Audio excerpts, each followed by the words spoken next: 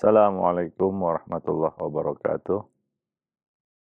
Alhamdulillah, nahmaduhu wa nasta'inuhu wa nastaghfiruh. Wa na'udzu billahi min syururi anfusina wa sayyiati a'malina. May yahdihillahu fala mudhillalah wa may yudlil fala hadiyalah. Asyhadu an la ilaha illallah wahdahu la syarikalah wa asyhadu anna Muhammadan abduhu wa rasuluh.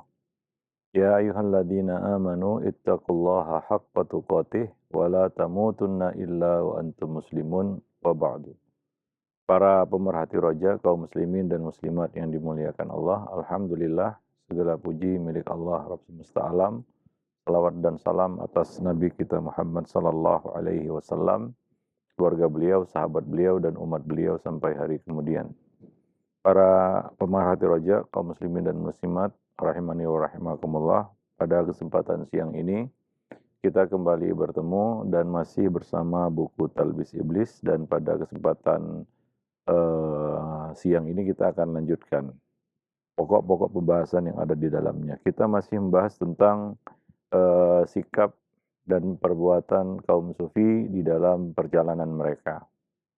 Ya, kisah-kisah yang mereka sebutkan, mereka cantumkan dan mereka bacakan di dalam majelis-majelis mereka. Mereka tulis dalam buku-buku mereka. Itu kisah-kisah yang menjelaskan tentang mereka ingin menceritakan kehebatan tokoh-tokoh mereka yang tidak melakukan ikhtiar dan bersandar kepada keimanannya kepada Allah, yaitu tawakal. Mereka mengklaim bahwa mereka telah bertawakal dan tidak mau mengambil sebab. Artinya tidak perlu berikhtiar, melakukan usaha, karena hati mereka sandarkan kepada Allah. Ini klaim mereka. Dan untuk menegaskan hal itu, mereka menceritakan beberapa kisah-kisah. Ya, sebelumnya kita sudah membahas kisah seorang yang jatuh ke sumur, lalu dia tidak mau minta pertolongan pada siapapun. Bahkan ketika sumur itu ditutup, ia juga tidak berteriak minta tolong.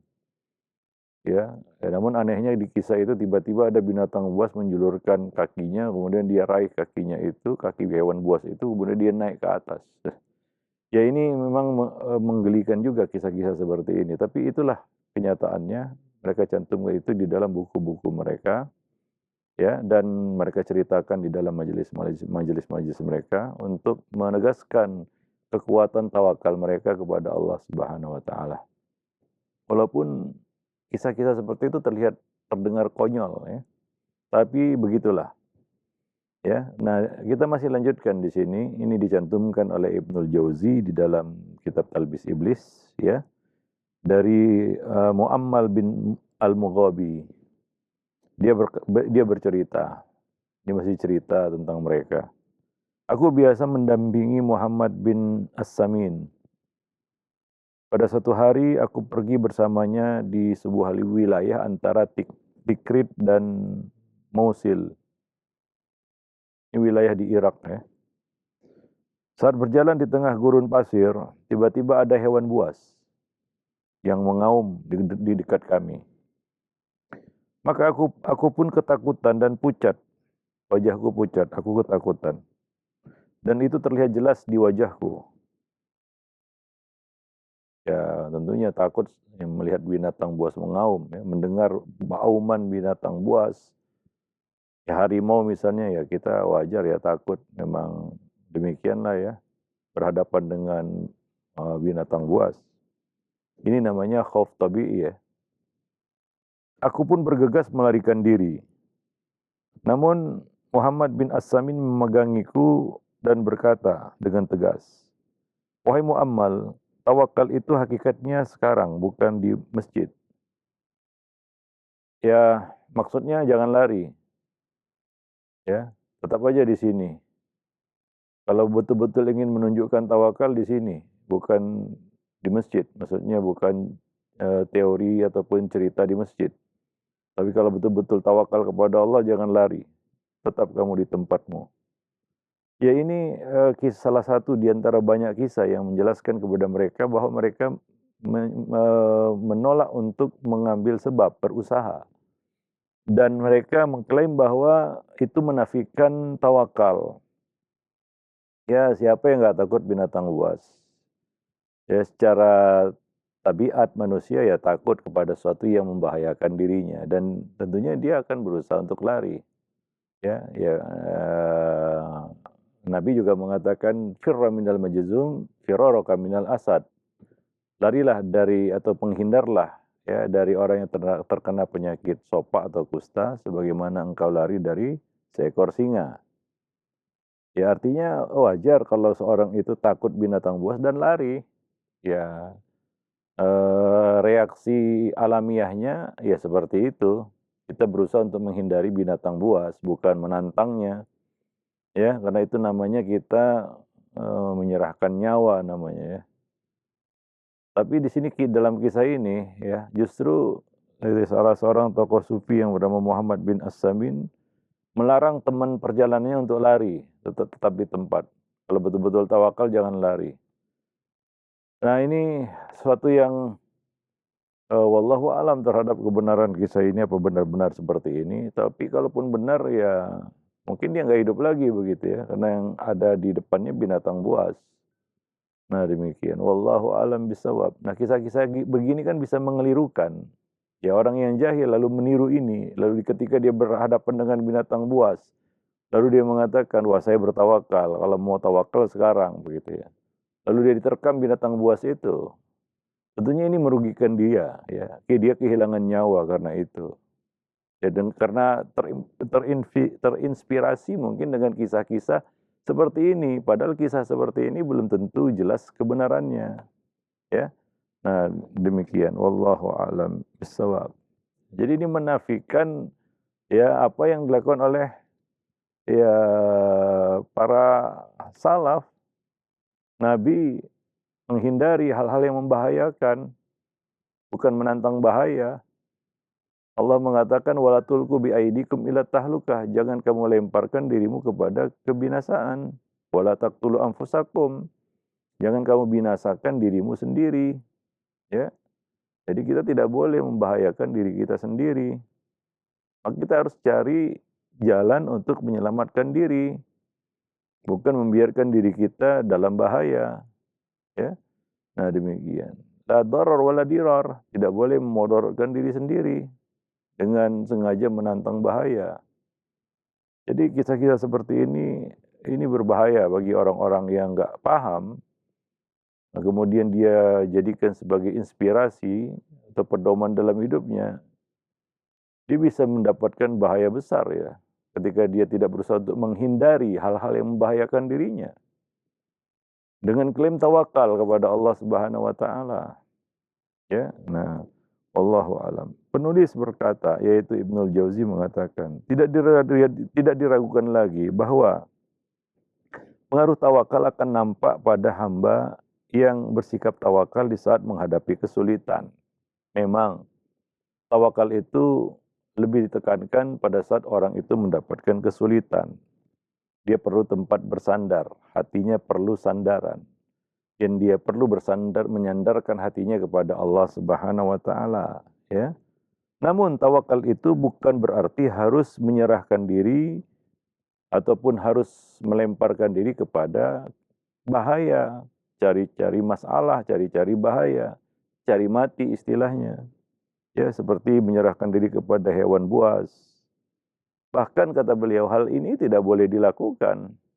Kalau dia tahu itu bahaya, dia harus menghindarinya, bukan menantang bahaya. Ya, di dalam Islam kita juga dilarang mencari musuh ataupun berharap bertemu musuh. Ya, tapi kalau bertemu musuh jangan lari, kan begitu. Wallahu a'lam bishawab. Ya. Nah, jadi kisah-kisah seperti ini bisa mengelirukan bagi orang-orang awam yang tidak memahami, ya. Kemudian dia mengamalkan seperti yang terjadi dalam kisah itu, ya dia bisa jatuh dalam bahaya. Wallahu a'lam. Ya. Nah, kemudian ada kisah yang lainnya diriwayatkan dari salah seorang syekh ya sufi. yaitu Ali Al-Arrazi ketika dia ditanya, kenapa kami tidak pernah lagi melihat engkau bersama Abu Talib Al-Jurjani? Ali Ar-Razi ditanya, kenapa kami tidak pernah lagi melihatmu bersama Abu Talib Al-Jurjani? Maka Ali Ar-Razi pun mengungkapkan, kami pernah berpergian bersama. Kami pernah bepergian, bersafar bersama. Ya, kemudian kami tidur di tempat yang di situ ada hewan buas ternyata. Ya, dalam perjalanan itu mereka istirahat tidur, ternyata di situ ada hewan buas. Ketika Abu Talib Al-Jurjani melihatku tidak bisa tidur, gelisah, takut, maka dia pun mengusirku seraya berseru, jangan pernah temani aku lagi setelah ini.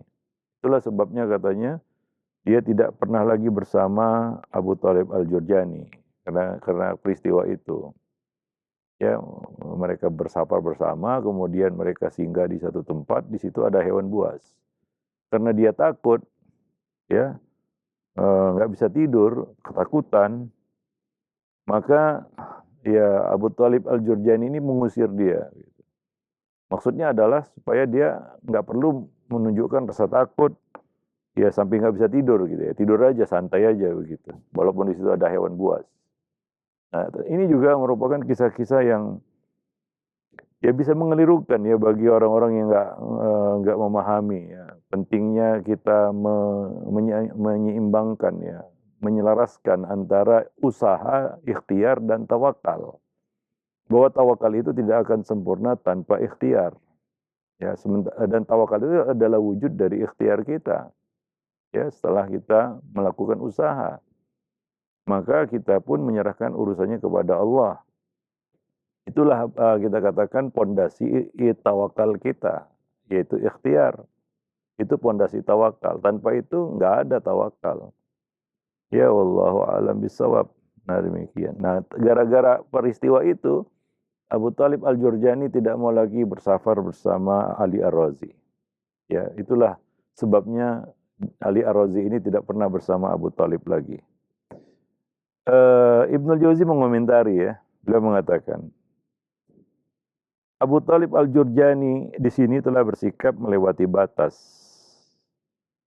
Ya, kata beliau. Ini terlepas apakah kisah ini benar atau tidak ya. Anggaplah benar. Maka Ibnul Jauzi mengatakan bahwa di sini Abu Talib Al-Jurjani yang mengusir temannya dan mengatakan, jangan lagi pernah kamu bersafar bersamaku. Dia ini telah melewati batas. Karena ingin mengubah tabiat temannya. Padahal itu di luar kemampuan dan kesanggupan dirinya. Ya wajar kalau ada binatang buas orang itu takut. Kalau takut gak bisa tidur gitu ya. Itu kan suatu hal reaksi yang alami ya, nggak berlebihan. Ya, wallahu alam bisawab. Nah, kalau dia mau merubah itu kan nggak bisa ya. Gimana orang yang memang takut sama binatang buas, lalu ingin diubah menjadi berani menghadapi binatang buas? Ya, ada orang yang berani berhadapan dengan binatang buas. Mungkin ada. Ya, mungkin para orang yang profesional menghadapi hewan buas ya seperti ular misalnya. Di sana ada orang yang bisa bahkan bercengkrama dengan ular. Tapi kebanyakan manusia kan lihat ular takut, apalagi berbisa gitu ya. Ya, kalau mau selamat ya menghindar, lari ya. Wallahu alam. Nah, kebanyakan manusia seperti itu. Nggak mungkin diubah secara drastis begitu. Ya, nah di sini Abu Talib Al-Jurjani ingin merubah ya kita katakan suatu hal yang natural, tabiat alami pada dirinya. Nggak mungkin itu. Dan syariat pun tidak menuntut tindakan seperti itu. Nggak pernah, tak ada juga ya nas syariat yang menyuruh kita untuk tidak takut terhadap bahaya apapun. Ya menjadi orang yang nekat gitu ya. Nekat yang ya kita katakan tidak didasari oleh akal yang sehat gitu ya. Nekat lah kita katakan. Tanpa perhitungan akal yang waras itu tidak dibenarkan di dalam syariat kita. Dan tidak ada juga di dalam syariat kita seperti itu. Ya, nah coba lihat Musa bahkan tidak sanggup menghadapi kondisi serupa. Nabi Musa alaihissalam, kita tahu bagaimana keberanian Nabi Musa ya, berhadapan dengan bahkan dengan Firaun ya dan pasukan-pasukannya ya. Tapi Nabi Musa tidak sanggup ya, menghadapi kondisi-kondisi tertentu. Misalnya seperti diceritakan dalam Al-Quran, manakala ia melihat ular yang dilemparkan oleh eh, para tukang sihir itu, ya, mereka melemparkan tali-tali mereka, tali temali mereka kemudian berubah menjadi ular. Nabi Musa takut, maka Allah mengatakan la takhaf. Jangan kamu takut. Artinya apa? Musa alaihissalam takut menghadapi kondisi itu. Ya, dan itu wajar. Allah tidak mencela karena Nabi Musa takut. Tapi Allah menjelaskan kepada Nabi Musa bagaimana cara mengatasinya. Ya, yaitu lemparkan tongkatmu. Dia akan kemudian berubah menjadi ular dan memakan ular-ular yang dilemparkan oleh tukang-tukang sihir itu. Nabi Musa sendiri takut menghadapi kondisi seperti itu. Ini suatu hal yang takut terhadap ular itu ya. Ya, manusia punya rasa takut. Ya, dan itu wajar, tidak menyimpang gitu ya. Kalau kita takut sama ular misalnya, wah kamu tidak tawakal kepada Allah atau kurang imannya gitu ya. Atau kurang ilmunya juga, kurang tauhidnya. Ya enggak. Kenapa? Karena ya wajar manusia takut kepada hewan yang bisa membahayakan dirinya. Wallahu alam bisawab ya. Nah, bahkan beliau melarikan diri dari ular tersebut. Hingga akhirnya Allah Subhanahu wa taala menjelaskan bagaimana cara mengatasi ular-ular tukang sihir itu dengan melempar tongkat beliau dan kemudian menjadi ular yang memakan ular-ular yang dibuat ya yang disihir oleh tukang-tukang sihir tersebut ya. Nah, demikian wallahu alam bisawab. Nah, beliau mengatakan, Ibnul Jauzi mengatakan, ini semua disebabkan kejahilan mereka di dalam memahami agama. Ya, nah demikian. Wallahu alam bisawab. Masih ada lagi kisah-kisah lain, diantaranya adalah dari Ahmad bin Ali Al-Wajdi. Dia bercerita bahwa Ad-Dinawari melaksanakan ibadah haji sebanyak 12 kali. Tanpa mengenakan alas kaki dan tanpa penutup kepala. Ya, tentunya seorang yang mengenakan ihram, ya memang nggak boleh memakai penutup kepala ya. Dia harus melepas penutup kepalanya. Tapi mungkin ini saat dia belum melewati mikot ya, mungkin. Nah demikian juga nggak terlarang juga seorang yang mengenakan ihram memakai alas kaki asalkan tidak menutupi mata kakinya. Ya, nah boleh dia mengenakan alas kaki. Tapi penutup kepala dia nggak boleh pakai. Kita bawakanlah ini bahwa dia melakukan ini sebelum dia mengenakan ihram, ya di dalam perjalanan menuju mikot. Ya, nah diceritakan di sini ketika kakinya tertusuk duri, ya dia mengusap-ngusap kakinya di tanah dan terus berjalan tanpa melihat ke arah luka akibat tusukan duri tadi, karena kebenaran tawakalnya, karena kehebatan tingginya tawakalnya kepada Allah Subhanahu wa taala. Wah ini ya luar biasa ya kalau betul-betul ada seperti ini begitu ya. Nabi sendiri pakai alas kaki gitu ya. Nabi tidak memakai alas kaki, kadang-kadang melepas alas kaki itu di Madinah bukan dalam perjalanan. Ya di Madinah beliau kadang-kadang berjalan tanpa alas kaki. Ya. Nah, tapi ketika bersafar Nabi memakai alas kaki, bahkan Nabi mengenakan khuf agar bisa diusap. Ya, karena ada waktu 3 hari 3 malam bagi seorang musafir boleh mengusap khufnya. Ya, sebagai keringanan bagi para musafir tentunya. Ya, nah demikian. Wallahu alam. Nah, di sini dikatakan bahwa dia tidak pernah pakai alas kaki, tertusuk diri pun dia tidak peduli. Ya, terhadap keselamatan kakinya. Dia mungkin bagi sebagian orang ya ini menakjubkan sekali ya, tapi bagi kita ini konyol ya.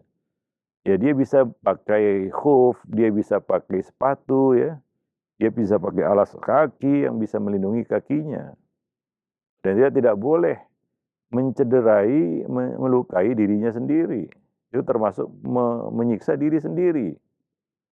Ya, nah, tapi itu yang dilakukannya. Lalu dia dikatakan bahwa itulah dia sebenar-benarnya tawakal. Ya, itulah dia sebenar-benarnya tawakal. Ibnu Jauzi mengatakan, mengomentari ini dengan mengatakan, perhatikanlah bagaimana kejahilan menyelimuti hati orang-orang yang seperti ini. Ya, mengarungi padang pasir tanpa memakai alas kaki. Ini bukanlah wujud ketaatan. Dan perbuatan seperti ini tidak bisa dibenarkan. Ya, dia berjalan mungkin ratusan kilometer tanpa alas kaki. Kakinya luka-luka dia tidak peduli. Ya, dan nggak masuk akal juga ya, dia bisa bertahan seperti itu. Ya, sekuat apa kakinya begitu ya. Manusia kan ada batasnya juga. Ya, tapi kisah-kisah seperti ini yang dikhawatirkan adalah orang-orang jahil, awam mengikutinya dan menganggap ini suatu karomah begitu ya, kehebatan. Ya, ini adalah bukti tingginya nilai tawakal. Padahal seperti ini bertentangan dengan bahkan tawakal itu sendiri. Tawakal itu ya kamu ya pakai alas kaki, ya lalu serahkan urusannya kepada Allah. Kalau kena paku juga atau luka juga kaki itu ya udah takdir Allah. Tapi kita sudah berusaha untuk menghindari itu dengan pakai alas kaki tentunya. Ya, nah demikian. Ya memang nggak ada jaminan kalau kita pakai alas kaki, kaki kita tidak terluka karena batu, kesandung batu, atau kena paku, atau kena beling, kena kaca, dan lain sebagainya. Nggak ada jaminan juga. Tapi minimal kita telah berikhtiar untuk tidak mencelakakan kaki kita dengan sengaja. Ya, wallahu a'lam bishawab. Ya, jadi demikian. Jadi ini merupakan bukan wujud ketaatan, kata beliau, kata Ibnu Jauzi. Ya. Dan tidak bisa dibenarkan. Kenapa? Karena dia menyakiti diri sendiri.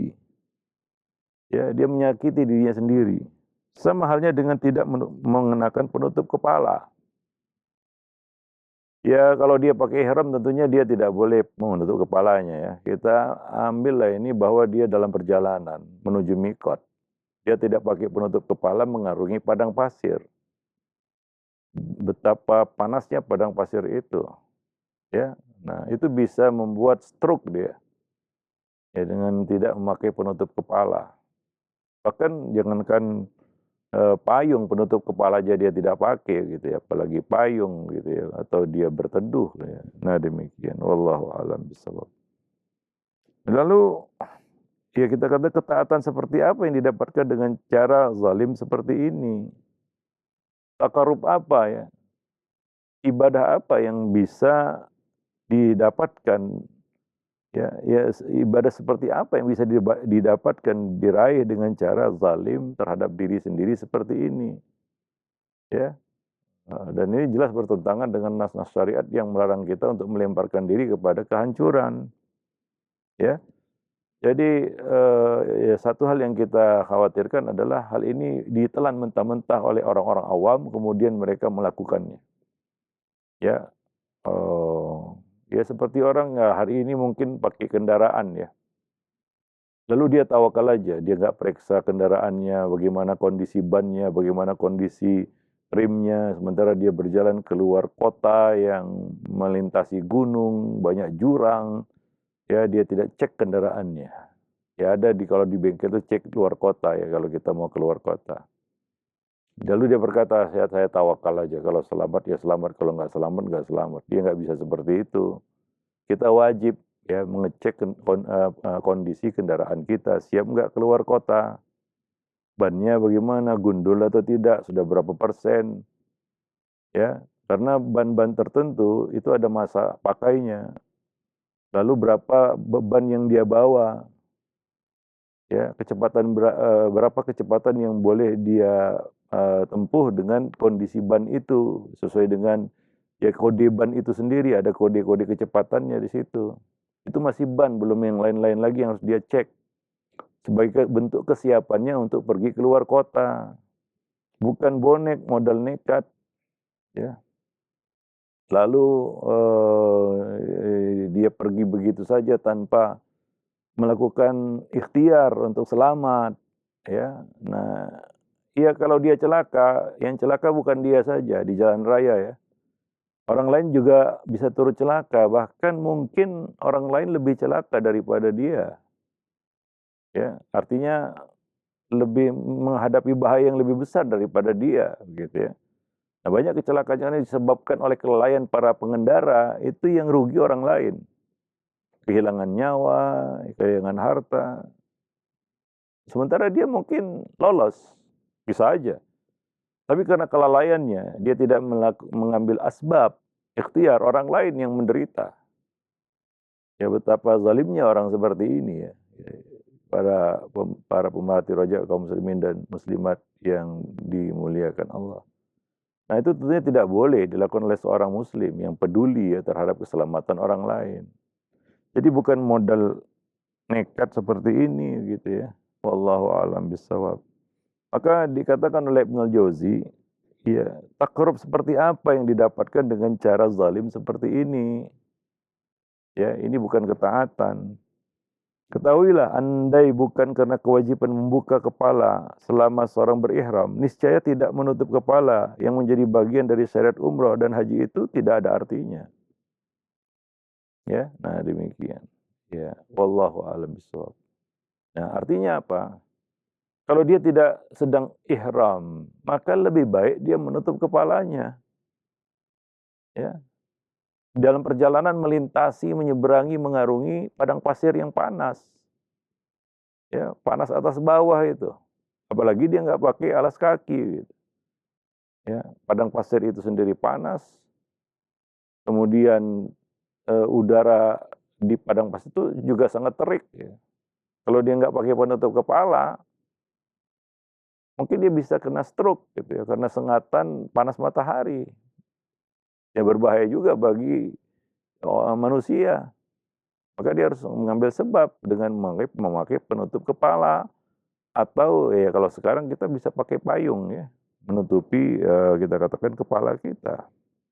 Tapi tidak bagi orang-orang seperti ini ya. Ya, kisahnya ya wallahu alam dalam kenyataannya apakah memang benar-benar ada seperti ini atau cuma sekedar cerita hikayat ya. Yang nggak wujud ya. Kadang-kadang mustahil kan ada orang mampu seperti itu. Ya, tanpa alas kaki mengarungi padang pasir yang panas. Ya, nah demikian wallahu alam bisawab. Nah, beliau mengatakan ketahuilah, beliau mengatakan siapa pula gerangan yang menyuruh orang itu supaya tidak mengeluarkan duri-duri yang menancap di kakinya tadi. Kaki-kaki menancap di kakinya, duri-duri menancap di kakinya dia nggak peduli. Bahkan dia tidak buang duri itu. Ya ketaatan seperti apa yang bisa ditujukan dengan sikap di luar kebiasaan seperti ini? Ini abnormal namanya, tidak normal ya. Ya, manusia pada dasarnya berusaha untuk ya menyelamatkan diri ya dari hal-hal yang bahaya. Itu naluri manusia seperti itu. Ya, jadi ini adalah hal-hal yang bisa dikatakan nggak masuk akal jadinya. Ya, tapi bagi sebagian orang awam senang disuguhi kisah-kisah seperti ini. Ya, senang itu disuguhi kisah-kisah seperti ini yang kadang-kadang membuat decak kagum orang yang mendengarnya. Kalau jahil ya, kalau dia mikir sedikit saja, dia pasti ini nggak mungkin. Ini melawan fitrah ini. Ini melawan tabiat manusia itu sendiri ya. Wallahu a'lam bishawab. Nah, jika kakinya membengkak karena duri yang menancap hingga dia meninggal dunia, bukankah itu merupakan bukti bahwa dia telah mencelakakan diri sendiri? Itu bentuk ya bahwa dia mencelakakan dirinya sendiri. Yang Allah larang itu dalam Al-Qur'an, wala tahliku anfusakum. Ya, wala taqtulu anfusakum. Jangan kamu bunuh dirimu sendiri. Ya. Wala tulqu biaidikum ila tahlukah. Jangan kamu lemparkan dirimu kepada kebinasaan. Ya. Nah, kalau karena sikap mengabaikan asbab tadi membuat dia kehilangan nyawa misalnya. Ya, nah demikian. Wallahu a'lam bishawab. Nah, bukankah menggosok-gosokkan kaki ke tanah bagian dari usaha untuk menghilangkan rasa nyeri lantaran tertusuk duri atau untuk melepaskan duri itu dari kaki, ya. Lalu mengapa dia tidak menghilangkan sisa nyeri itu dengan mengeluarkan duri tersebut, ya? Jadi di sini Ibnu Jauzi mengomentari orang-orang yang ya bisa dikatakan ini fiktif juga kisah-kisah seperti ini. Ya, wallahu a'lam bishawab. Ya. Nah, orang yang tertusuk kakinya dengan duri lalu dia tetap jalan tanpa peduli, tanpa rasa sakit, tanpa mengeluh, tanpa mengaduh, ya. Nah, itu kan membahayakan diri sendiri. Wallahu a'lam, ya. Nah, memang ada orang yang biasa dengan kaki ayam, ya, misalnya orang-orang di Afrika, ya. Tapi itu pun tradisi yang tidak akhirnya nggak diteruskan, ya. Artinya akhirnya mereka juga mengenal alas kaki dan pakai sepatu. Ya, wallahu alam bishawab. Ketika mereka tahu itu, dulu kan karena mereka nggak tahu maka mereka kaki ayam, ya. Sebagian orang Afrika itu biasa dengan kaki ayam berjalan. Tapi ketika mereka menemukan sepatu, mereka juga pakai sepatu gitu, ya. Wallahu alam. Nah, demikian. Dan di zaman itu banyak ya bentuk-bentuk alas kaki seperti khuf, sepatu dan lain-lain yang bisa dia pakai untuk kita katakan mengamankan kakinya dari bahaya. Wallahu a'lam bishawab. Lalu beliau mengatakan di sini, Ibnu Jauzi mengatakan, mana itu tawakal dari tindakan yang menyalahi akal dan syariat ini? Itu artinya nggak ada hubungan tawakal dengan hal-hal yang justru menyalahi ya, bertentangan dengan akal sehat dan bahkan bertentangan dengan syariat. Itu sama sekali bukan tawakal. Ya, nah demikian. Bukankah manfaat keduanya adalah untuk mendatangkan kebaikan bagi dirinya serta menangkal bahaya yang bisa mengancam keselamatannya? Maksudnya dua perkara di sini adalah pakai alas kaki dan pakai penutup kepala. Bukankah hal itu bagus baginya, mendatangkan kebaikan bagi dirinya? Ya, apa namanya, menjauhkannya dari ancaman bahaya atau hal-hal yang bisa menyakitinya. Ya, nah demikian. Atas dasar itulah syariat membolehkan siapa saja yang terkena bahaya saat ihram untuk melanggar kesucian ihram itu sendiri. Misalnya ada orang kena sakit pada kepalanya, dia boleh mencukur, walaupun pada dasarnya dia nggak boleh mencukur rambutnya. Tapi kalau misalnya kepalanya dipenuhi kutu misalnya, seperti terjadi pada seseorang ya, di zaman Nabi, maka Nabi menyuruh dia untuk menggundul kepalanya, walaupun dia sedang ihram. Yang mana dia sedang ihram nggak boleh dia mencukur kepalanya, tapi karena ada hajat untuk melakukannya, maka perkara syariat ini pun diringankan atasnya. Ya, nah kalau dia misalnya ada penyakit kulit misalnya pada saat dia ihram, ya maka dia boleh memakai pakaian biasa. Dia boleh memotong rambutnya, ya jika itu membahayakan kesehatannya, mengganggunya. Ya, dan itu dia cukup bayar fidyah saja ya sebagai penebus dari apa pelanggarannya itu. Wallahu a'lam bishawab, ya. Nah, aku mendengar Abu Ubaid mengatakan, aku bisa mengetahui akal seseorang ketika dia menghindari terik matahari dan berjalan di bawah naungan. Ya. Sufyan Ats-Tsauri mengatakan, siapa yang lapar tapi tidak mau minta-minta hingga mati, dia masuk neraka. Ini dia perkataan yang diucapkan oleh Sufyan Ats-Tsauri. Tadi Abu Ubaid mengatakan, aku bisa tahu ya, bisa tahu kadar akal seseorang itu ketika dia menghindari terik matahari. Oh, berarti ini orang ya cerdas ya. Terik matahari ya dia hindarilah. Ya, bukan dia menantang bahaya terik matahari, dia tantang ya dengan tanpa pakai penutup kepala, kemudian mungkin dia bisa kena stroke dan mungkin dia bisa apa namanya kita katakan serangan kesengatan matahari itu ya. Wallahu a'lam bishawab. Atau dia berjalan dan berjalan di bawah naungan, dia berteduh. Artinya ini orang cerdas, tahu dia cara untuk menyelamatkan diri dan menghindarkan dirinya dari bahaya. Ya, nah itu kata Abu Ubaid. Nah, orang yang boleh dikatakan bermasalah IQ-nya, akalnya, jika dia ada naungan tapi dia tidak berteduh dari panas gitu ya. Ini menunjukkan cacat pada akalnya. Wallahu a'lam bishawab ya. Nah, Sufyan Ats-Tsauri mengatakan ya siapa yang lapar tapi tidak mau meminta-minta hingga mati, dia masuk neraka. Memang minta-minta nggak boleh. Kalau kita lapar, lalu nggak ada yang ngasih, nggak ada makanan juga, ya mintalah. Memang walaupun minta-minta nggak boleh ya, tapi dalam kondisi seperti itu dia nggak minta sampai mati, maka kata beliau ini nggak benar ya. Dia bisa dikategorikan membinasakan dirinya sendiri. Sufyan Ats-Tsauri mengatakan dia bisa masuk neraka karena hal itu. Karena dia tidak menjaga keselamatan dirinya ya. Wallahu a'lam bishawab. Ya, coba Ibnu Jauzi mengatakan, perhatikanlah perkataan para ulama fuqaha yang begitu indah ya, masuk akal. Ya, dan begitulah seharusnya ya.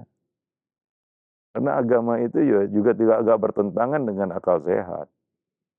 Ya, nah agama tidak akan bertentangan dengan akal sehat. Wallahu a'lam bishawab. Beliau mengatakan, sungguh Allah memberikan kemampuan kepada orang yang lapar untuk berupaya secara lahiriah. Jika upaya lahiriah tidak bisa dilakukan, dia masih punya kemampuan untuk meminta. Manakala dia meninggalkan kemampuan ini, yaitu tetap tidak mau meminta, ya, hingga dia mati, ya, berarti dia telah melalaikan hak diri ya. Nabi mengatakan wa inna nafsaka 'alaika haqqan. Sungguhnya jiwamu ada hak yang harus kamu penuhi. Kalau dia melalaikan itu sampai dia mati, berarti dia telah melalaikan hak dirinya. Ya, yang mana itu adalah sesuatu yang merupakan titipan dari Allah atas dirinya. Dan sungguh kata beliau di sini dia pantas dapat siksa Allah Subhanahu wa taala. Di sini Ibnu Jauzi menjelaskan makna dari perkataan Sufyan Ats-Tsauri tadi ya. Kenapa dikatakan dia pantas masuk neraka? Wallahu a'lam bishawab. Nah, mungkin sampai di sini dulu pertemuan kita pada kesempatan siang ini, mudah-mudahan bermanfaat. Aku lu qauli hadza astaghfirullah li wa lakum lisairil muslimin innahu huwal ghafurur rahim.